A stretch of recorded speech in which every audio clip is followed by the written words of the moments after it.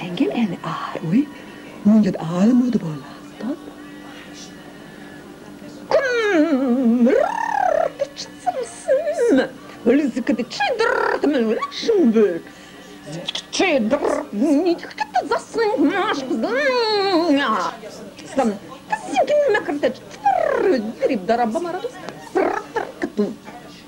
Ez lett a büntetésük.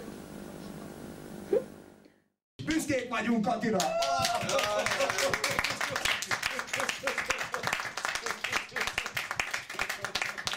Én is büszkék vagyok rátok, hogy veletek. De nekem is mikrofon. Megtisztelő, hogy meghívtatok, és hogy itt lehetek. Drágám, érted? Te ilyenekről indultál, aztán olyanekre jutottál el, amit még az életünkben sem fogunk látni, de legalább te beszámolsz róla esetleg. De most mi az Isten csinált? Állandóan frissíteni akar. Nem akar. Ide ijeszget, hogy állandóan frissíteni akar, mert utána...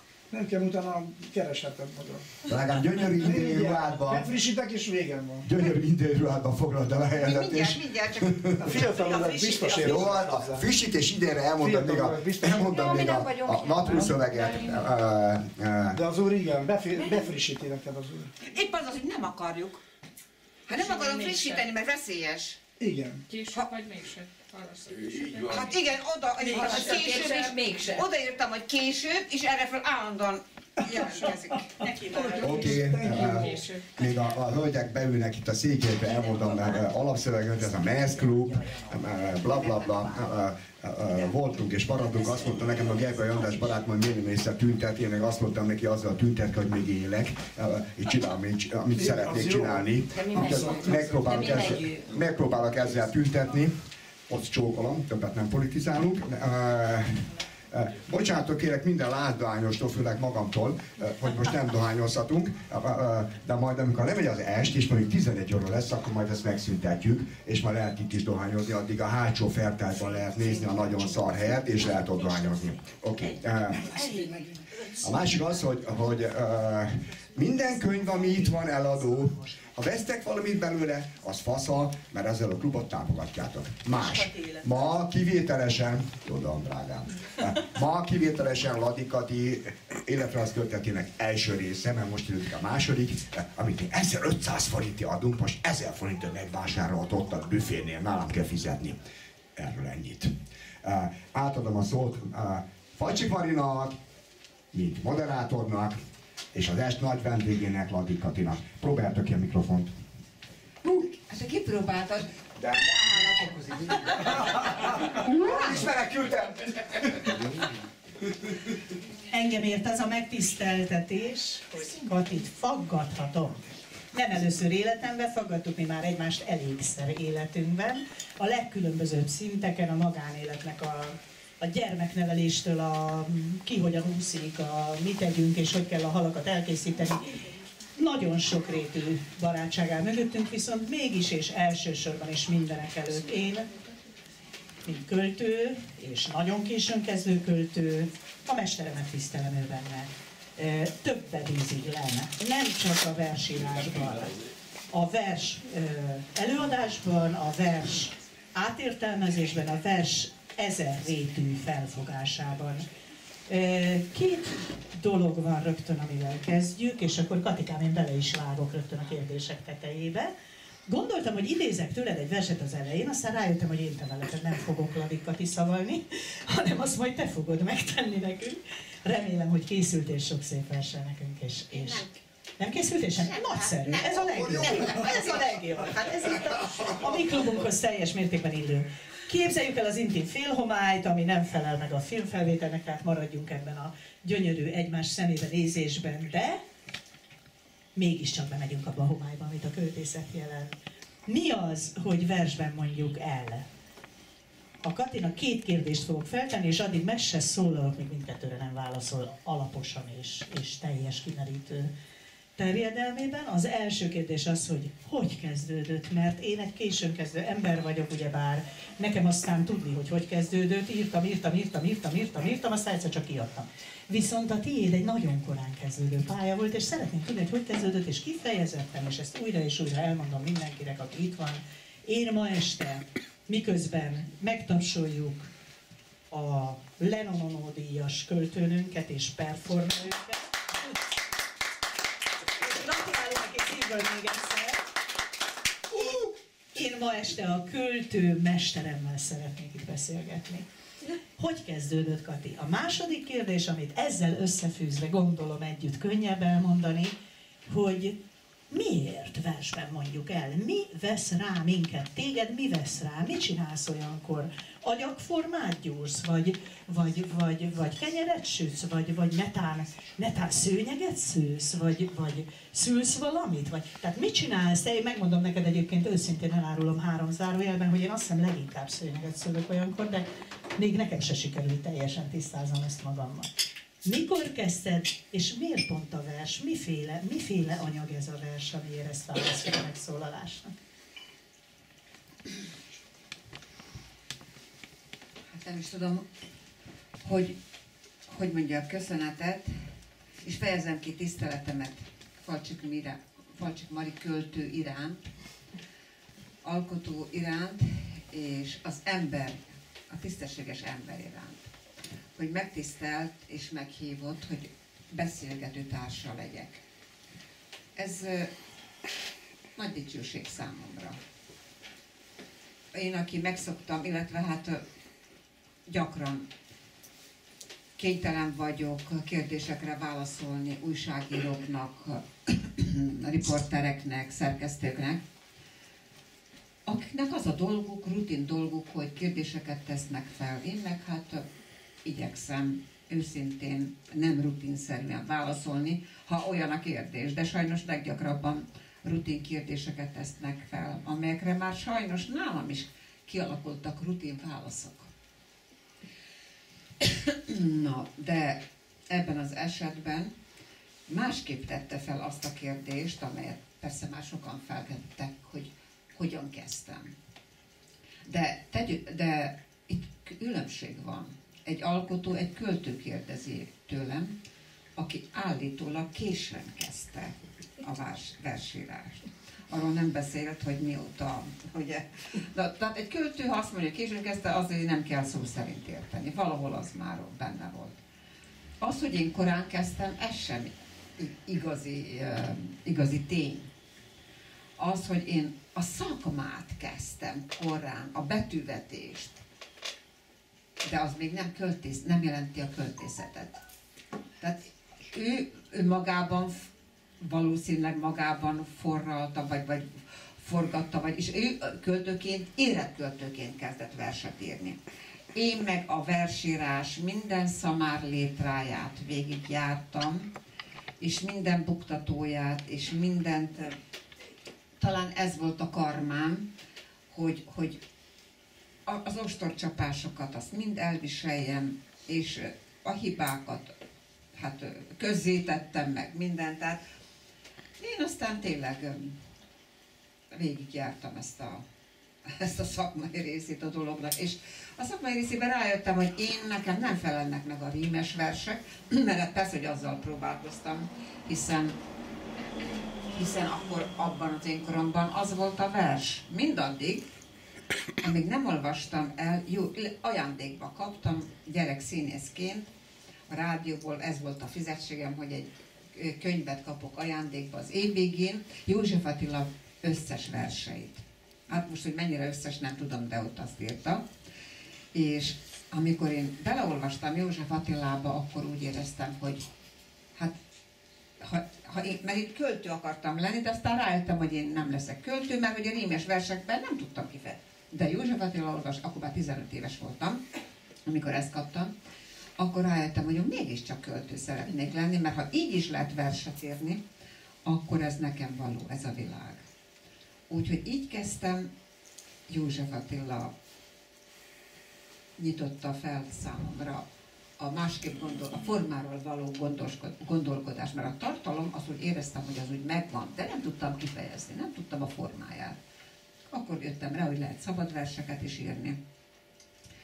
És hát 15-17 éves koromban akkor volt egy költő, aki úgymond hagyományos, meg mondhatjuk úgy népies verseket is írt, Fehér Ferenc, ő volt a költő, a kortárs nagyköltő, aki akkor még fiatalnak számított, és akkor ő volt akkor újvidéken megjelenő Ifjúság című heti lapnak a szerkesztője, és nagyon kedves volt, ugyanis akkor iskolalátogatáson ismertem meg őt, eljött véletlenül eljött a mi iskolánkban, ahol akkor én vagy hetedikes lehettem, vagy 8-os, tehát már mint általános iskola, igen. És láttam, hogy egy költő ilyen természetes, kedves tud lenni, és akkor oda mentem utána, és mondtam, hogy hát én is írok verseket, ez az, hogy megmutatnék neki néhány verset, mert azért hoztam magammal. Ő elvitte, és akkor olyan drága volt, írt egy levelet a verseimre, támogatást, egy kis levélkét, amelyben biztatott.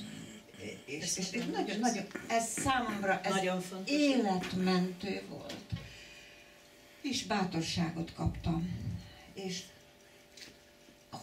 a zsebemben, kabát zsebemben hordtam, ősz vagy tél volt, de nagyon esős időszak, hónapokig, és elázott az a kis papír levélke, és én olyan veszteséget éreztem emiatt, hogy borzasztó, hogy most engem a támogatás elhagy, vagy mi. És tehát ez volt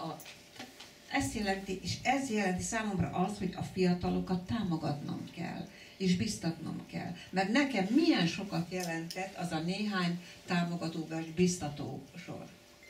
Tehát az, hogy igen, tehát ez volt a kezdet, és akkor bátrabban kezdtem írni, és akkor hát elmúlt jó néhány év,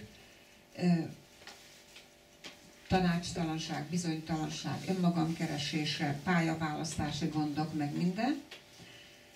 Mert hogy közgazdász, hát akkor voltam a legbizonytalanabb ebben a korban, 17, 18, 19, 20 éves koromban, hogy mi is akarok lenni. Hát én tudtam, hogy mi akarok lenni, színésznő és költő.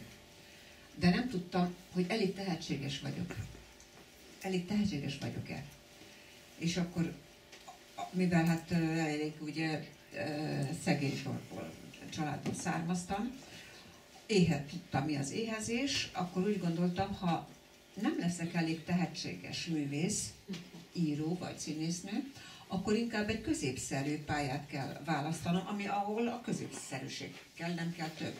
És ez a közgazdaságnak, hogy meglegyen a betevő falatom. Nem akartam éhező művész lenni. Igen. Értékeltük. Igen. De hányan vannak így? Így van. És stabil lábat maga. És a stabil, a közgazdasági középiskolába iratkoztam. Elvégeztem, akkor beiratkoztam a közgazdasági főiskolára. Ott is 2 évig, és párhuzamosan csináltam a dolgokat. És akkor a képes ifjúság, akkor csak ifjúságnak hívták azt a heti lapot, ahova elküldtem a verseimet. És akkor Bányai János volt már akkor a szimpózium mellékletnek a szerkesztője, és leközölték ismeretlenül, nem is. 16 év? Nem, akkor már 20 éves voltam. De az egy klasszikus költői pályakezdőkor, hogy úgy mondjam, ezt szokták hát mondani. mármint azt, hogy megjelent, igen. Azt szokták mondani, hogy a fiatalok kifutnak, mégiscsak. Hát 20 évesen. Ez igen. csodálatos. 20 évesen kezdtem, és akkor az ifjúság mellékleteként, mert az volt a szimpózium, és 20 évesen postán küldtem a versemet, és megjelent ott, akkor később megjelent a Híd folyóiratban is, ez mind 20 éves, mind 62-ben történt 20 évesen, és mindig ismeretlenül postán nem tudtak Tehát ez az árkozott természetemből fakad, amit 5 percenként ugye azért itt demonstrálom az exhibicionizmusomat. Na de egyébként zárkozott vagyok. Tehát 20 éves koromban, 60 éves koromban úgy döntöttem, hogy abba hagyom a közgazdasági pályát, meg azt az egyetemet, és mivel gyerekként, rádiószínészként indultam, gyermek ilyen csoportokban, meg minden, és kérdeztem, hogy felvennének engem állandó a felnőtt drámai csoportba, azt mondták, igen, és akkor volt egy fél éves szünet, ott hagytam a bankot, mert közben bankba dolgoztam, másfél évig meg egyetemre jártam, meg mindent, és átmentem a rádióhoz, de közben akkor férjhez is mentem abban az időben. Nem sokára, ugye egy év múlva már gyereket szültem, és akkor nyílt meg a színiskola Újvidéken, szerb nyelven, és pont szüléskor, rögtön felkeltem és mentem a színiskolába. Állandó munkája, akkor ugye nem volt ilyen gyers, meg ilyesmi nálunk a Jugoszláviában, hanem a betegágyból rögtön a munkahelyre, rögtön a színiskolába, teljes gőzzel mindent csináltam, és akkor ez így ment 62 óta, állandó ilyen nagyon erős hajtásban élek, család, gyerek. Ebből kifolyólag nyilván, hogy nem volt időm soha úgy elmélyülni igazán, ahogy elképzelik a költő életét, hogy na most akkor leül egy erdőszélen, folyóparton, és akkor meditál. Nekem ez úgy 5 percet zanzásította az élet, hogy éppen amikor nincs itthon senki, vagy ha vannak is, vagy mit tudom én, kicsi lakásban éltük 5-en mindig, szóval meg kellett tanulnom azt a nyilvános magányt, hogy kikapcsolódjak, és hogy a legnagyobb zajban is tudjak koncentrálni. Hadd mondjam azt, hogy ez tipikusan női költősors. Nem mondom azt, hogy költőnő sors, mert az nincs. Költőnő nincs. Költő van, az egyik nőnemű, a másik hímnemű, az egyik néger, a másik fehér, az egyik öreg, a másik fiatal. Költő van is sokféle. Ezt viszont, de viszont a nőknél nem egészen, igen, de hát talán mi ketten ebbe egyetértünk. Viszont a nőknél van ez, amit te mondasz. A legjobb szót hallottuk erre, nyilvános magány. Úgy kell írnunk, hogy közben a félszemünk a gyermektől, a tűzhelytől, a férjügyeitől, a mosogatás, stb. Minden. És de szerencsés, hogy költészet, hiszen akkor legalább valamelyes mégiscsak néma játék, és nem pedig az, hogy de te színésznő voltál. Ha az anyagra visszakérdezek, hogy indultál, mit szőttél, gyurmáztál, stb. Már is megkaptam a választ. Szültél, felléptél, stb. Tehát teljes mértékben a valóság közegében indult a költészeted, percek alatt, amint elindult a költői karriered, percek alatt mondhatnám azt is, hogy összéleti és összművészeti pályán találtad magad. Tudtad te azt, hogy színésznő, költő melyik is vagy? Vagy ezt soha nem is kellett szétválasztani az első perctől, vagy megmondom, mire gondolok. Kati, amikor megkérdezték a minap egy csodálatos pontban, hogy vajon miért maradt itt Magyarországon, amikor a jugoszláv háborútól menekülve mehetett volna a világba bárhová az az ember, aki, hát ezt most itt bizonyára akár azért sem mondja, mert azt lehet gondolni, hogy mindannyian tudjuk, másrészt a visszahúzódás, vagy az átkozottságig tényleg megmutatkozik, hogy aki, tudom én, Ellen Ginsberggel ugyanúgy fényképezkedett már, amikor én még csak, tényleg amikor én még kisrác voltam, tehát tényleg amikor én még általános iskolás voltam, te már a beatköltők közelében, és ott vagy New Yorkban, és egyáltalán. Vajon ez az ember miért nem hagyta el Magyarországot akkor, vagy miért Magyarországra futott át akkor, amikor futott mindenki Jugoszláviából, és lehetett volna bárhol otthona, akkor Kati azt válaszolt, hogy hát ennek a költészet az oka, és képzeld, én borítékoltam a választ, nyomban mondtam ott a rádió előtt ülve, hogy hát a versek miatt, tehát mi másért.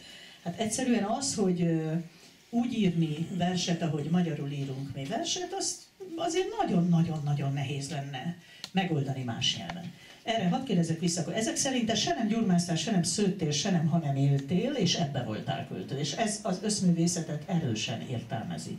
Az, hogy te hogy visítasz ugyanakkor, amikor a szót leírod, ugyanakkor, amikor a mozdulatot teszed, akkor ez így már egy kicsit nekem érthetőbb lett. Viszont most, ha visszatérünk erre, a miért nem futottál erre, akkor úgy tűnik, mintha elsősorban mégiscsak költő lettél volna, hiszen ezért választottad a magyar anyanyelvű letelepedést, ugye, hazádon kívül, amit tegyünk most hozzá, hogy az nem, semmiképp nem tud Magyarország lenni annak, aki vajdasági magyar, mert az ott Jugoszlávia volt. Ez pedig itt Magyarország, és a kettő között egy zongorázható különbség. És hát én ezt igazán tudom a saját életemből is, mert én született budapesti vagyok, és akivel élek, az vajdasági ember, viszont tőled is, és bárki mástól, és egyáltalán az akkori ránézésünkből is tudom, úgy néztünk erre a Jugoszláviára, hogy a szabadság kék madara, Erdély mit tudom én, az ősi magyarság zöld földje, Magyarország meg valami állandóan piros, ma is piros, holnap is az lesz, hol a szégyentől, hol a tűztől, hol a leginkább szégyentől, nagyon sokszor. De ha ezt most megnézzük, ezt a piros, zöld, kéket, hát ebből a kék a jugoszláv, ez nyilvánvaló, és a jugoszláviai magyar, akikhez mi úgy fordultunk, hogy akkor adjátok ide angolul nekünk azt a tilos irodalmat, vagy azt a Lewis Farmert, vagy azt a viszkit kérdezte itt a Vili. Vagy azt a suhogó valankabát, így, de hogy mondod. Egy biztos, hogy te azt válaszoltad erre, hogy azért vagy itt Magyarországon, mert nem volt kérdés költőként, hogy hol beszélnek még magyarul. Azon a szabad, vagy azon az Újvidéken kívül. Ezek szerint valahol alapvetően a nyelvi kötöttség miatt, vagy a bekódoltság miatt mégiscsak költő volnál. Ez nekem elég szép lenne, ha ez derül neki, hogy az összes csodálatos eredményed mellett van egy alapvető költő. Igen, ezt sokszor kérdezték tőlem, látod? Tehát elkerülhetetlenek ezek a kérdések, hogy minek érzem magam. Igen. És én mindig azt válaszoltam erre, hogy én elsősorban költő vagyok. Még hogyha most éppen a képzőművészeti, vagy a nem tudom, performance tevékenységem került is fókuszba, én akkor is azt mondtam, hogy ezek a képversek, vagy performance-ek, vagy hangköltészetnek nevezem, és a költőművei elsősorban.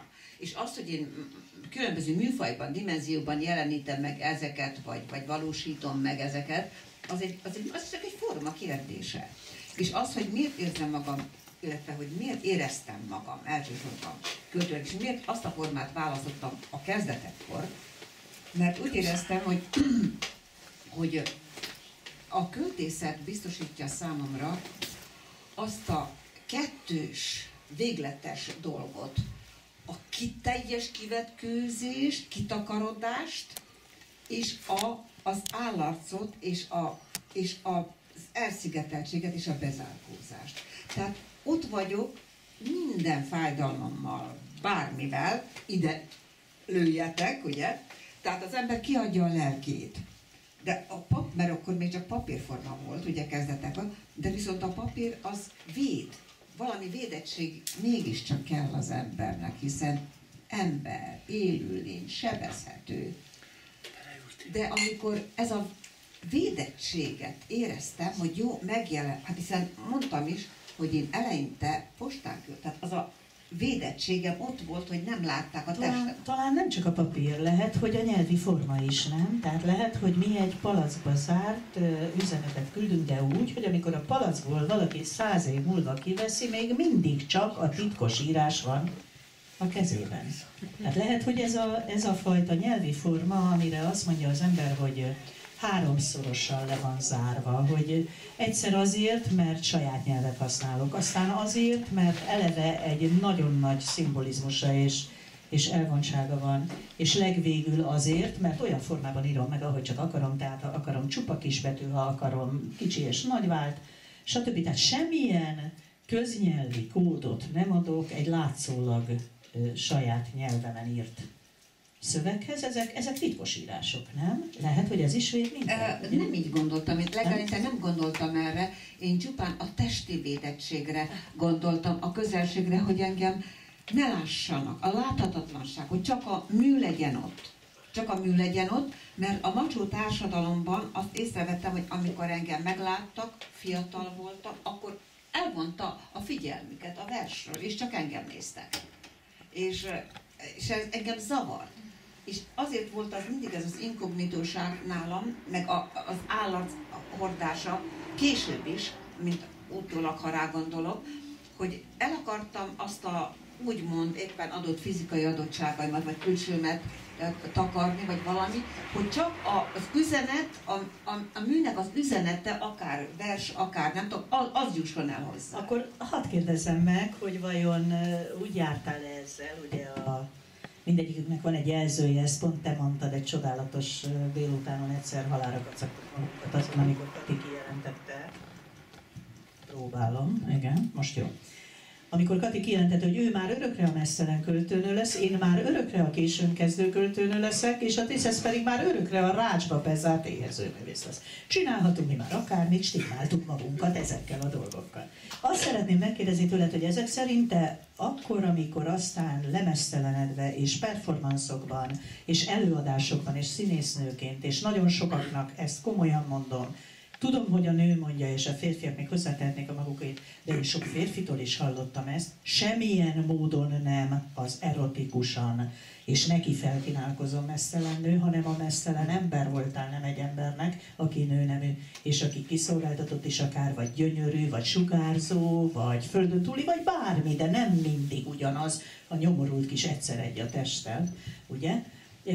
Őszintén azokat is ide számolom, akik elájultak attól, hogy milyen szép voltál, mert ezt a nők is megtették, ezt most közlöm veled így utólag, hogy mindahányan néztük, hogy de szép tud lenni egy nő, a nők is nézték. Ez akkor ezek szerint egy berohanás volt abba a zsákutcába, hogy jó van, akkor tényleg ide lőjetek, mert annyira ezt akarjátok, hogy akkor most már előzöm meg, és megyek elébe, és lehántom magamról a ruhám, hogyha ezt akkor mégis ez legyen.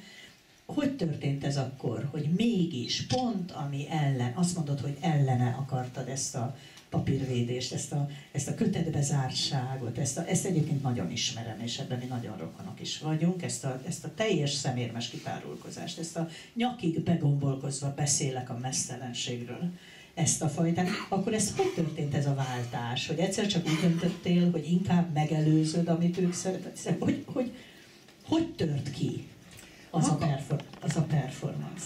Én éreztem zavarónak, ugye ez ugye menekülés volt, ugye, amit kifejtettük, ugye, és úgy éreztem, hogy ez zsákutca, és akkor átfordultam arra, hogy hogyan tudnám mi magam, hát bizonyos terápia szerűen megszabadítani ettől a szemérmességtől, és ettől, hát csak is radikálisan, amikor az ember ugye nem tud úszni, de vízbe ugrik, hogy megtanuljon. Hát én ezt csináltam. Tehát terápiaszerűen elvágtam. Tehát az, hogy nincs víz, előre menekültem. Tehát nincs víz, előre menekültem, és lesz, ami lesz. És úgy értem, hogy ez annyira autentikus volt részemről, hogy úgy éreztem, hogy belehalok, de akkor is ez számomra egy olyan sikoly volt, akár gesztuálisan értelmezzük, akár performance-ként. Ez egy ilyen önvédelmi gesztus volt, hogy igenis nem akarom ezt a sorsot, mert ha az ember radikálisan művész akar lenni, már pedig én azt akartam, mert úgy éreztem, hogy valahol az vagyok, csak talán még nem találtam meg az eszközeimet, a formáimat. De akkor úgy éreztem, egy sikolyszerű robbanás az, ami engem kisegít ebből a zsákutcából, és azért elendültem úgymond a ló másik oldalára, de erre szükségem volt, hogy úgy érezzem, hogy akkor teljes vagyok, és végre vállalhatom a nőiességemet. És akkor ez teljesen egyértelmű is, hiszen azt mondod, hogy meztelen vagyok, nem te fogsz levetkőztetni, elmondom a hangomat, nem te fogod megmondani, hogy mire válaszoljak, stb. Magyarán önfeltárás, önmegtalálás. Hallhatnánk ennek a korai korszaknak valamilyen versét, vagy ezt most én hiába kérem, mert nincs itt olyan kötet? Vagy van valami, ami a fejedben is ott van, és akkor már is akár többet is a korai korszakból? Csodálatos dolgok születtek ott, azt azért itt nem beszéltük meg a közönség előtt, hogy a szürrealitásnak, az akkori undergroundnak, az avantgárd vagy az alternatív költészetnek olyan formáit találtad ki, amik saját nyelvet kezdtek el alkotni, amik soha semmi még addig meglevőhöz nem csatlakoztak, viszont első felismerhetőségre a kísérletiséghez csatlakoztak. Erre is lesz majd egy kérdésem. Van ebből most itt neked valami? Magyarázatként azért el kell mondanom, hogy nem történt ez a robbanás, az előre menekülés azért annyira bátran. Értékeltük. Úgyhogy segédeszközt használtam ezúttal is, csak más. Visszanyúltam a népművészethez, és kellékeket használtam segédeszközül, a sámánizmus úgymond kvázi kellékeit, dobot, akkor népi hangszert, a bőrdudát, és különböző ilyen gyermekhangszereket, tehát a kukoricaszárból készült ilyen hegedűt, kukoricaszárhegedűt, igen, akkor köcsögdudát, ilyesmit, mert szükségem volt arra, hogy a lélek beleköltözön abba a tárgyba is. Tehát nekem a tárgyak nagyon fontosak, és nagyon szerettem hát nem azt mondom, hogy bábszínház, hanem olyan színházat, ahol a tárgyak, itt van előttünk egy alkotó, Juhász Anikóról van szó, aki a körünkben ül most. Aki hogy hívják? Napszínház? Vagy? Régen, igen, akkor tagja voltam ahol. Na, én akkor is, ezt akartam mondani, hogy akkor is.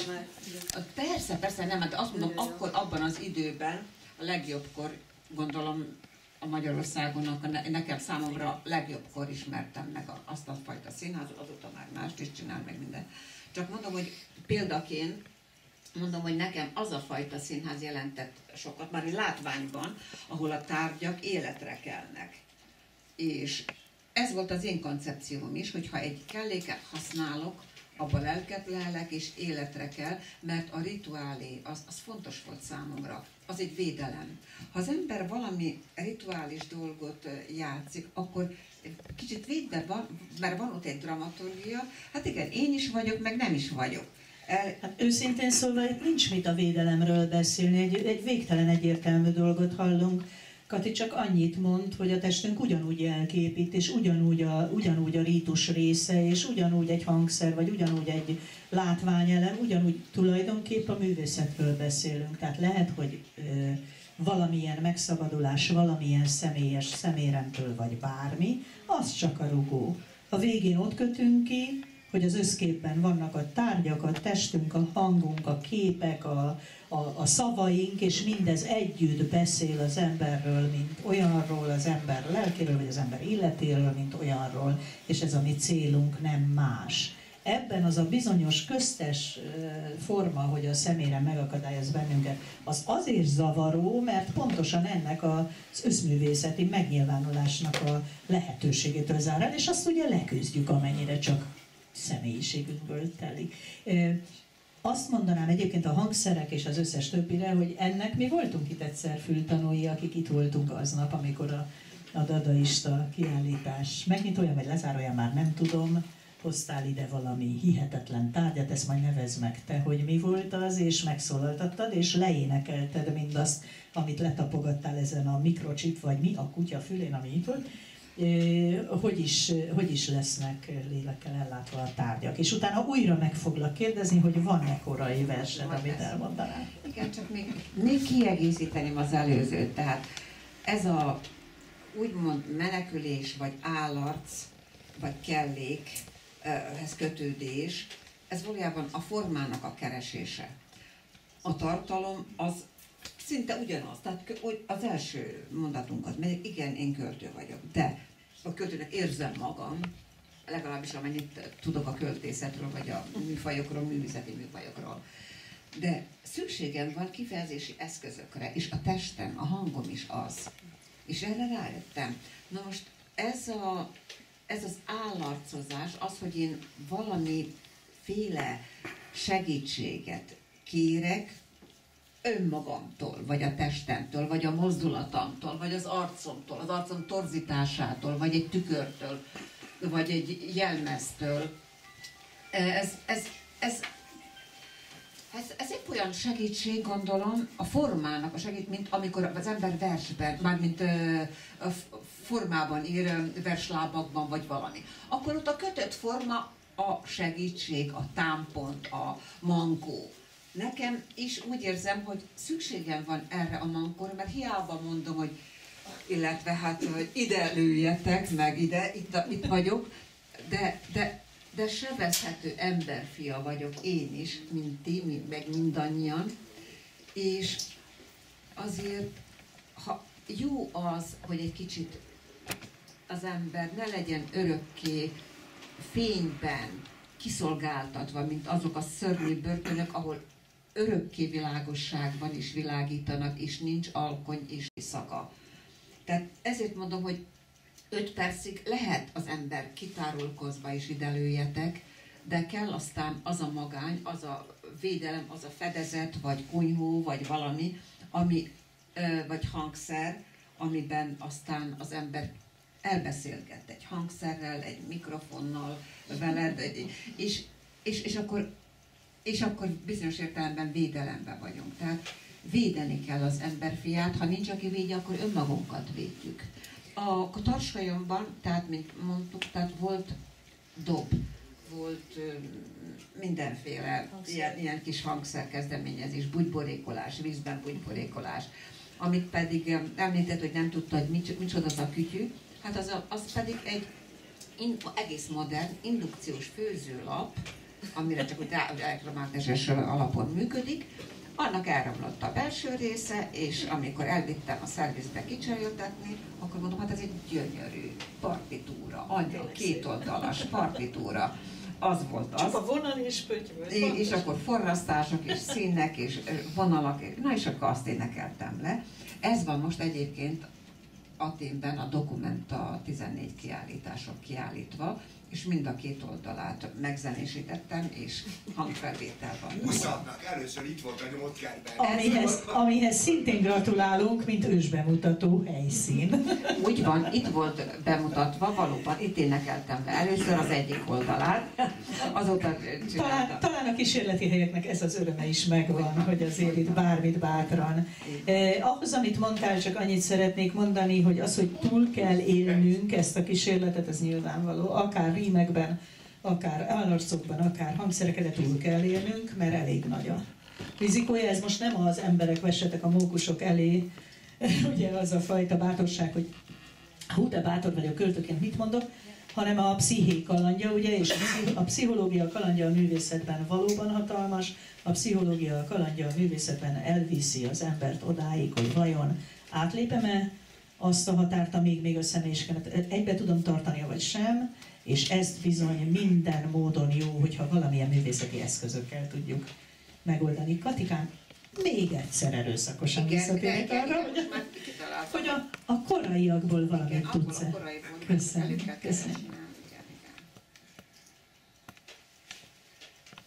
Hát az első kötetemnek van néhány ilyen mikrofon.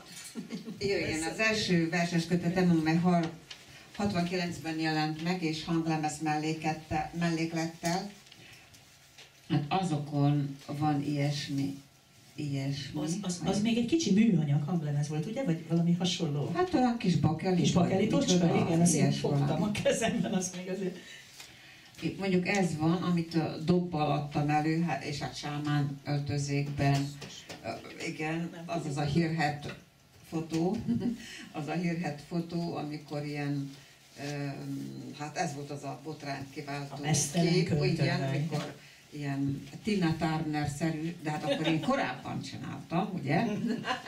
És nem csillogó-villogó, hanem egy ilyen medvebőrt szabtam így ki, az egyik mellem azért látható volt, és akkor volt nálam bőrduda, meg dob, és itt a budapesti 13. kerületi József Attila művelődési házban adtam elő 70-ben, és nagy visszhangja volt, meg politikai következménye, meg minden volt, büntetések.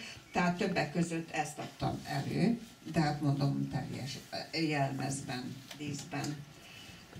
Most sajnos csak így tudom előadni, ahogy vagyok. Abszolút hiteles lesz. Ünneplő indiai ruhában, igen. Remélem, hogy tudom fejteni. Csak kibeszéltem.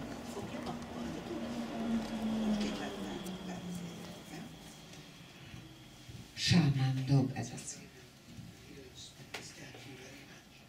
Megszeretne.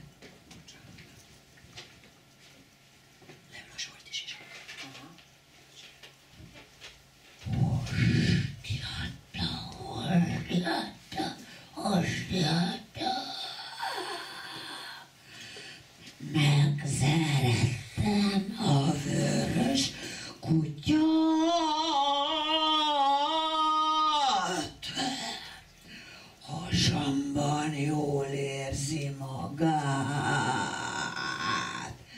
Jöjjel,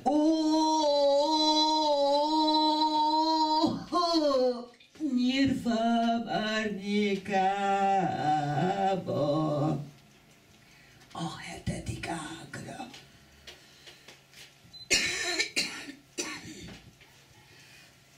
Dobszerda, dobszerda, dobszerda, dobszerda. Utolér még tátosom, egy fenekű dobom. Meg ne bodolj, meg ne bodolj. Réz rajta karika, sámán tüzet és csutka. Forduljon ki rajta!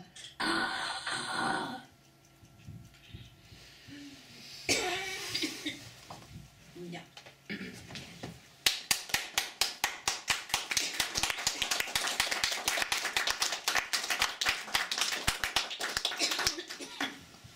Nem voltam felkészülve. Köszönöm, hogy rábeszélhettelek, és köszönjük ezt a kivételes kísérletet ebben a nem biztos, hogy pont a hangszálainknak való világban. Nem, ez nem. Igen, ezek nem. Ezt különösen köszönöm, hogy itt ebben a klubban megtettem. Ha tovább mehetünk, én mégis csak visszakérdezek megint arra, tovább menvén, hogy vajon milyen anyagból gyúrtad az elsőket az életen túl, minden valóságon túl, a minden összművészeten túl. Volt neked olyan képzeted, hogy a versek vajon miből vannak, vagy mondom, hogy melyik cselekedetet csinálod? Szősz-e, vagy fonsz-e, vagy főzöl-e, vagy szősz-e? Volt-e ilyen képzet? Ez nekem egy fontos veszőparipám. Bocsánat, hogy ezzel szakatlak újra. Mégsem értem pontosan, hogy közben mit csinálok fizikailag? Igen, fizikailag. Pontosan. Melyik szakmát műveled? Mosogatástól kezdve a vasalás, minden takarítás, mozgás. Igazából az élet fog kijönni, ugye? Igen. De ahhoz, hogy leírjam, azért kell a magány. Kellene a magány, de hát az akár nyilvános magány, akár izé, de most már hát megtanultam. Voltak éjszakáid, amikor zavartalanul írhattál? Éjszaka soha nem tudok írni. Te nem tudsz éjszaka írni? Most nem. Nappal. Éjszaka aludnom kell, hát másnap korán kell kelnem. Ja, igaz, hogy te viszont akkor állandó ilyen módon polgári életmódba helyezted el ezt az egészet. Gyereket vinni, minden... Őszinte csodálatunk. Ki az, aki meg tudja ezt tenni, hogy egy polgári életmódba elhelyezi? 5 órakor kellett felkelnem meg mindent, tehát ilyen, hogy éjszakaírás, ilyen nincs. Már este sem tudtam. Mi volt ez most? Megmondom, az volt, hogy a legtöbben megengedjük magunknak azt a luxus, hogy szó sincs ötkorkelésről, szó sincs polgári életformáról, szó sincs semmi olyasmiről, amiben akár, bocsánat, egy nyaraló fenntartásról sem, amiben befeszítjük magunkat a kötelezettségeink közé, hanem amennyire csak lehet megengedjük magunknak azt, hogy kiússzunk a szigetünkre, ahol írni tudunk. Menjünk tovább. Tudsz te korszakolni a költészetedbe? Van olyanod, ami nekem például nincs. Ezt elárulom rögtön lábjegyzetben. Én mindig ugyanazt a verset írom, és mások állapítják meg, hogy mikor írtam, és milyen korszakomban írtam. Néha nagyon rosszul, tehát például volt olyan, hogy sokkal előbb megírtam valamit, és sokkal későbbi kitetembe kijött, és valaki azt mondta, na lám, ez a fejlődés, hiszen íme. És akkor én mondtam, hogy hát nem biztos, hogy fejlődés, mert már 10 éve kész volt ez, mire kötetbe került. Tehát én egy tengerben úszom, egy költészeti tengert úszom be, nem érzek semmilyen szakaszolás, semmilyen különbséget. Hát, ha neked a sokkal-sokkal nagyobb tapasztalatúnak, a korán kezdőnek, a nagyon hosszú pályájónak van ilyen típusú. Léteznek szakaszok? Létezik olyan, hogy azt mondod, hogy meghaladtál valamit, vagy másról beszélsz már, vagy visszavonult már egy bizonyos téma, vagy előtérbe került már egy sokkal nagyobb tudás, nem tudom, érted, de a kölyök kérdezi azt, hogy van-e bölcsülés? Hát erre a következő válaszolnám. Az első kötetemben, vagyis 20 éves koromban... Katikám, így áll egy kortyot. Iszom állandóan. Már rendben fog jönni. Na, rendben. Most legalább kicsi mélyebb lesz a hangom. Hát igen, és akkor tudok majd mást is előadni. Erotikus. Na, tehát amikor én, mondom 20 éves koromban, amikor én Rimbaud után őt idézve magamban, arszpoetikámként modernnek kell lenni mindenestül, vagyis költőnek kell lenni mindenestül, így gondoltam, felvázoltam magamban. Mondom, a formákkal voltak gondjaim, nem találtam meg a formámat. Hogy melyik az a forma, amelyik nekem legjobban megfelel. Az első kötetem tartalmazza azokat a formákat, amelyekkel én kísérleteztem és kipróbáltam, még a hanglemez is oda tartozik. És én sorra vettem, koncepciószerűen, tudatosan, hogy végigcsinálom az összes formát, amit én ott felmutattam. Ott voltak népies jellegű meseversek, archaikus motivumokra épülő versek, voltak szabadversek, voltak forgatókönyv, performance, happening forgatókönyvek voltak abban a kötetben, és voltak hosszú versek, szimbolikus, szürrealista ilyen, és voltak nagyon rövid, frappáns versek is.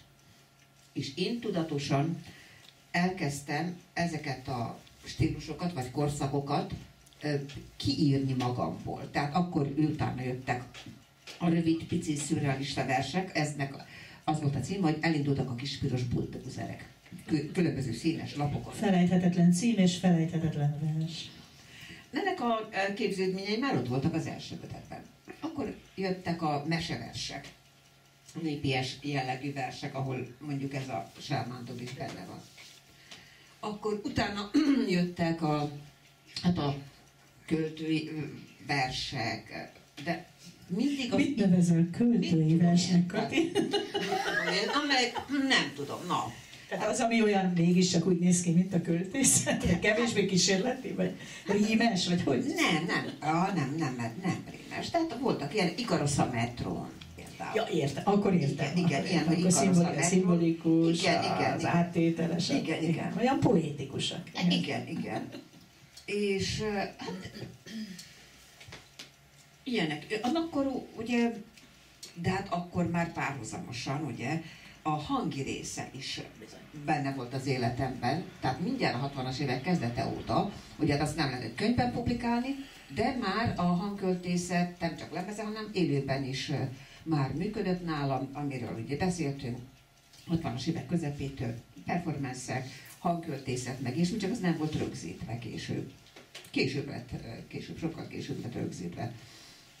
Tehát valójában tudatosan, ezt én nem tudom, most ezt nem is korszaknak nevezném, hanem talán módszernek. Hogy... Hát lehet azt mondani, most hadd idézek egy gyönyörű anekdotát egy kicsi fiúról, aki kirakott ide ilyen elemeket a kis építőjéből, aztán oda meg olyanokat, a háromszögek külön voltak, a másik színek megint csak, tudod, azok a faépítők. És amikor megkérdezte az anyukája, hogy mit csinál, akkor ő azt válaszolta, tartalomjegyzéket. Hogyha ezt vesszük alapul, ezt a jó kis történetet, lehet azt mondani, hogy te csináltál az első korszakodban egy tartalomjegyzéket a következőkhöz?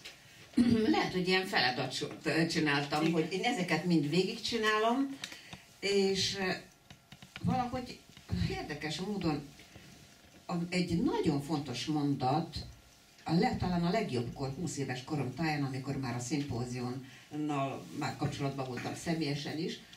Tehát úgy, ahogy mondtam, hogy az első 15 éves találkozó igazi költővel milyen sokat jelentett számomra, amikor a szimpózionnal, ugye, mármint a fiatalokkal elmentünk Bori Imréhez, vagy Sinkó, bár én Sinkónál nem voltam, mert nem voltam a tanítványa, a Sinkó Ervére gondolok, hanem elmentünk B. Szabó Györgyhöz, aki festő volt, és a Híd folyóiratnak az egyik szerkesztője, képzőművész volt egyébként, és akkor elmentünk, és föltett zenét, és beszélt valamit, ami egy mondat megragadt.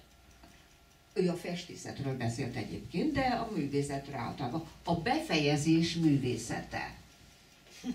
Úristen, hogy ez mennyire fontos volt, ez megragadt bennem, mert hogy talán arról volt, hogy mikor kész egy kép, egy festmény, hogy mikor. Hát azt mondja, ez az, a befejezés, be kell fejezni valamit, tudni kell, mikor túlfesteni, vagy és úristen, ez megmaradt bennem, és ez adta azt az érzéket, vagy dramaturgi érzéket nálam, vagy fejlesztettem, nagyon figyeltem, hogy hogyan fejezzek be, és mikor fejezzek be valamit. És akkor most ez talán válasz arra a kérdésre is, a korszakaimra, hogy mikor mit hagyok abba, vagy fejezek be, és kezdek újra, de ez a műre is. Úgy érzem, hogy ez az egyik legfontosabb dolog az alkotás folyamatában, nem csak az, hogy kitalálni, meg hogyan, meg mit, hanem mikor befejezni a dolgot. És az életben is, mikor befejezni egy életet, egy kapcsolatot, az emberi kapcsolatot, vagy befejezni azt, hogy na most akkor elmegyek innen, ebből az országból, vagy tehát általában a befejezés művészetét én sokkal tágabb értelemben használom és érvényesítem. Csodálatos, köszönöm, én megkaptam a válaszom, remélem ti is. Meredek kérdés, van neked magadtól kedvenc verseny? Nincs. Nem. Van olyan, hogy kedvesebbek? Nem, mindegyikhez vérkötődik. És akkor egy sincs, amire azt mondod, hogy elmondom magamban, ha kétségbe estem? Nincs. Ez fantasztikus, ez professzionalizmus. Azt hiszem, igen. Ameddig az embernek van még egy olyanja, amiben úgy kapaszkodik, mint a saját szavaiba, addig még kicsit valami amatőr dolog történik. Másik kérdésem, volt valaha az énekléshez, most ezt kifejezetten nem a fónikusra gondolok, az énekléssel való komoly kapcsolatod? Sajnos nem. Álmomban nagyon szépen énekelek. Akkor ezt nem kérhetem meg, hogy bármelyiket elénekeld. De attól még én énekelek. Ez nagyszerű. Tessék. Siratom.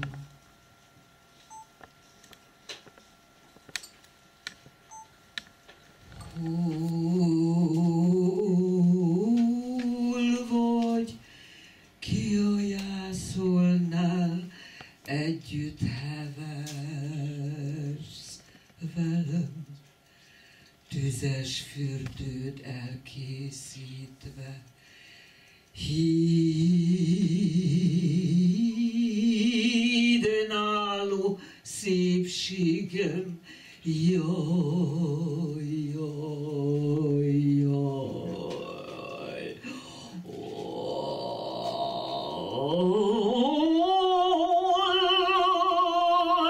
Oj, ki olyan szólnál, jön velem, tüzes fűnöm,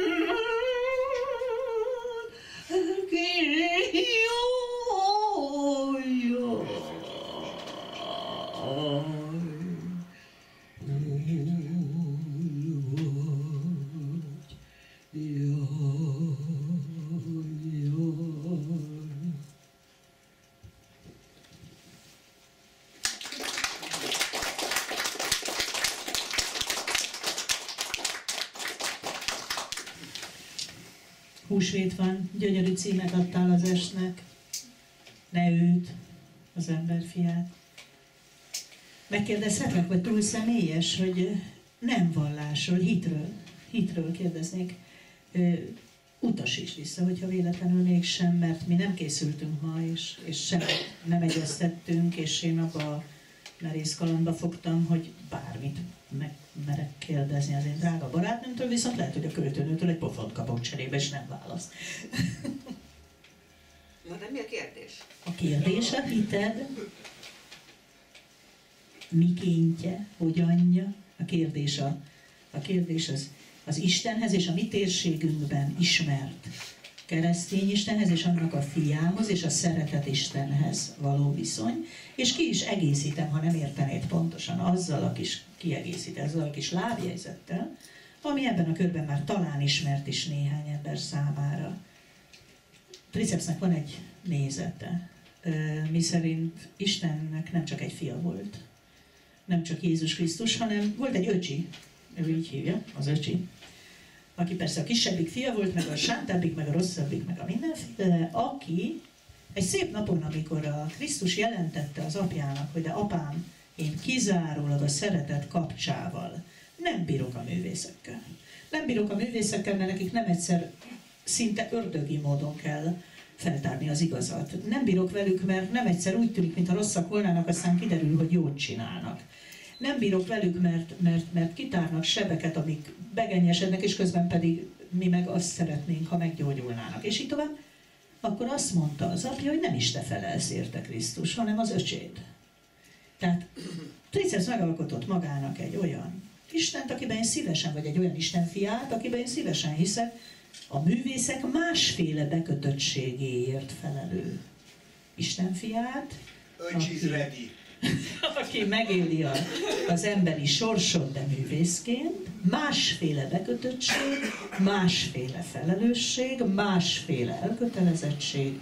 Ezt csak azért mondtam el előre, hogy még jobban összezavarjam az egészet, amikor megkérdezem, hogy mondasz-e nekem valamit a hitedről. Ha nem, azt is elfogadom, de ha mégis, akkor boldog vagyok. Hát én szívesen beszélek erről, mert ez ugyanolyan örök téma számomra, mint a mulandóság, és a természet és a világ teremtése, vagy egyáltalán a világ, az univerzum létezése, az egy örök titok. Tehát nyilván, hogy a teremtés az egyúttal teremtésben való gondolkodás, az már közel áll a hithez, vagyis a valláshoz.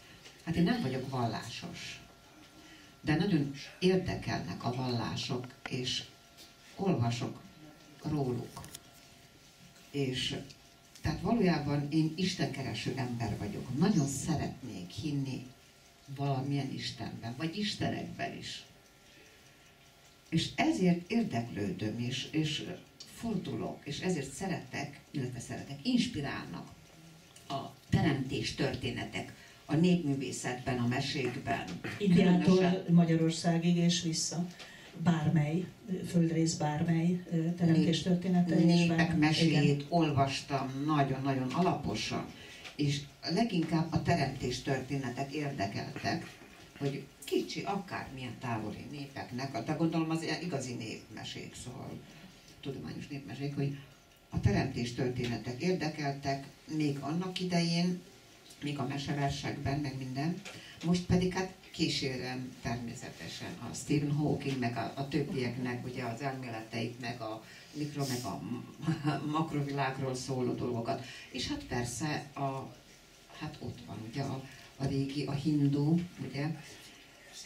Hát a hinduknak ugye, hát most hogy mondjam, teremtés a története, vagy mi, de hát végül is valahol ott találkozik a modern tudomány és a régi ősi hindu tudás. Ugye? Volt ebből vers, ebből a fajta tapasztalásból, ihletből? Benne vannak a versekben. Vannak benne versek, a versekben is, és hát a kabala, meg szóval ezek a dolgok, ezeket olvastam, és mindenütt találtam valamilyen Istent. És akkor ebből a sok istenségből melyik lehet az enyém? Hát hogy mondjam, most én önzésnek, az, hogy én magamra szabnék egy Istent, hát nem, persze, hogy nem, hiszen annyi embernek tesznek jót, meg jelenti az életükben a teljességet. Hát hogy képzelhetem én azt, hogy nekem lenne egy saját Istenem? És akkor úgy éreztem, hogy mégis a zen buddhizmus az, amely a teljes egzisztencialista, vagyis hát Isten nélküli ugye, világ az, amely úgymond, hát igen, a zen buddhizmus, de ez nem a vallásra gondolok, hanem inkább a teljesen világos a nézetre, igen. Kati, szeretnélek megkérni, nem tudom, hogy mit hozzál még nekünk, szeretnélek megkérni, hogy te zárd ezt az estét egy olyan blokkal, ami mégiscsak egy kicsikart költői előadóest. Amit te hoztál még, amit szívesen olvasnál nekünk, én is beülnék a nézők sorába, és meghallgatnám szívesen. Megteszed ezt nekünk? Igen, és ez egy jó végszó volt az Isten keresésre, mert hogy hát végül is higgyük azt, az illúziót, hogy létezik, hogy egy valaki feláldozzon magát, és ezáltal mi megtisztulunk. Ez a ugye, hát és hogy hívják? Minek mondjam? Illúzió. Igen, de ez ami a kereszténységet illeti. És a másik dolog, ami miatt a kereszténység nagyon nem szimpatikus nekem, az, hogy miért születtünk mi eleve bűnösnek. És ezért nagyon távoli számomra a kereszténység. És azért mondom, hogy itt az ember tisztelem, aki Krisztus volt, ha volt az embert, aki az életében ugye azt tett, amit tett, és tudjuk, hogy mit tett, de a vallást nem, és főleg azt, hogy bűnösnek születtünk. Ezzel most biztos nem fogunk összevitatkozni, miközben az én nézetem egészen más, mert a sokáig éltek. Mindannyian pontosan megtudjátok, hogy miért, hogyan vagyunk végtelenül is bűnösek, miféle kevésség, vagy miféle olyan helyzetek vannak az ember életében, amiben ezt megtapasztalja, amiben nem tud fölülröpülni saját kicsiségén, amiben igenis elköveti mindazt a vétket. De ezen mi most biztos, hogy nem fogunk összeveszni. Sokkal inkább én azt hiszem, hogy húsvétra a legszebb ajándék, amit kaphatunk, hogy egy kicsit felülrepülünk, egy kicsit megszabadulunk ettől a súlytól, és meghallgatjuk Ladik Kati következő, csak nekünk szánt, végtelen köszönjük kicsi költői előadását ezen a gyönyörű napon, de mielőtt ezt megtesszük, én odadom azt az ajándékot ő neki, amit a Mersz Klub, Laci, én, Ábel, neked szeretettel szeretnénk ez alkalomból átadni, és amiből megérted, hogy miért erőltettem végig ezt a nyavajás szövést. Nem tudom. Mindjárt elő is jön, és utána jöhet ez a pár vers, vagy ez a sok. Hát akkor olvas, és utána. De nem azért, mert megérdemled, hanem azért, mert eltüntetjük. Jó, akkor előbb olvasok, igen. Vagy tudom már. Nem, Kati, mégis. A forgatókönyv marad az, hogy te kapsz ajándékot, mert mi De hogyha nagyon meghatódó, és akkor nem tudok olvasni, elátjuk a hangom. Akkor majd sírva olvasok, Katikám. Az igazság az, hogy engem már nem érdekel, hogy te utána mit csinálsz, viszont mindenképp előbb kell kap tőlünk, mert mi már 1000 millió ajándékot kaptunk tőled. Azt a terítőt! Isten! Egyszer nagyon megdicsértem. Költönöm! A gyerekkorom, lánykorom, asszonykorom. Végtelen köszönjük, hogy itt voltál. Istenem! Köszönöm szépen. Köszönöm. Nyugodtan visszavesszük. Én írtam verset, amelyben az égi abroszról írtam. Én próbáltam erre rávenni, hogy ide kifussunk. Istenem, az égi abrosz. Szövetekről beszélni vele. Igen, hát... Jaj, Istenem, de hát... Így lett. Minden, te is költő vagy, te is hajtod a magadét, én is a magam. Ugye? Halljuk.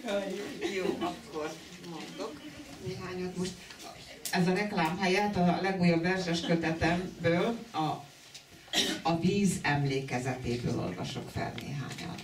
Jó? Hát most itt a végén kezdem, nem tudom miért. Sirály. Idézett Rilkétől, mint az iszonyú kezdete, mit még elviselünk. Fényes hússal csőrében életbe ejti a tengert. Belemártja kezét a fénybe, felszikráznak rég elfeledett arcok, rajtuk is szárnyakká burjánzik a penész. Holdfényben elégeti tollazatát. Víjog a beteg, fáradt és elvadult tenger, már nem angyal, nem ember. Vissza a tojásba, bensőbb lebegéssel, örök jelenben élni a tágasabb létet.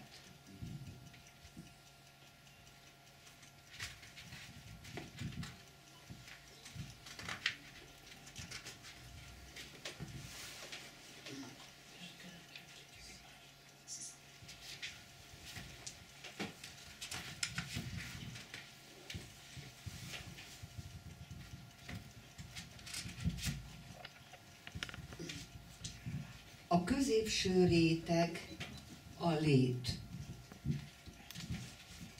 Nem egyetlen középpontja a világűrnek. Az univerzum egyedülállósága, hogy az ógörög egy sugározza az örök, élő és holt dolgokat. A párhuzamos világok, mint a hullámok, utól nem érik egymást, nem ömlenek egymásba. Nincs múlt, jövő, mert mindegyik világ magában sodorja a hullám az idő egy részét.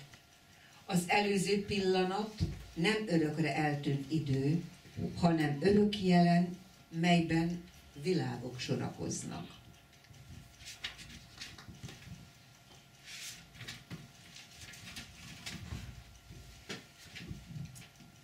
Ikarosz árnyéka. Látja saját árnyékát ezüst legelők fölött átsuhanni. Fekete széttárt esőkabátja nő egyre az olajjal leöntő dombokon, és zihál szárnyai között a hideg cseresznye, fuldoklik, maga körül mindent éjszakába döntve boldog, és az égbe zuhan. Örökké valóság. A téridő húrjain fennakadt ige. Hát ennyi. Gondolom a ma estéhez alkalmat. Hát amiről beszéltünk. Nagypéntek is, hát erre. Köszönöm.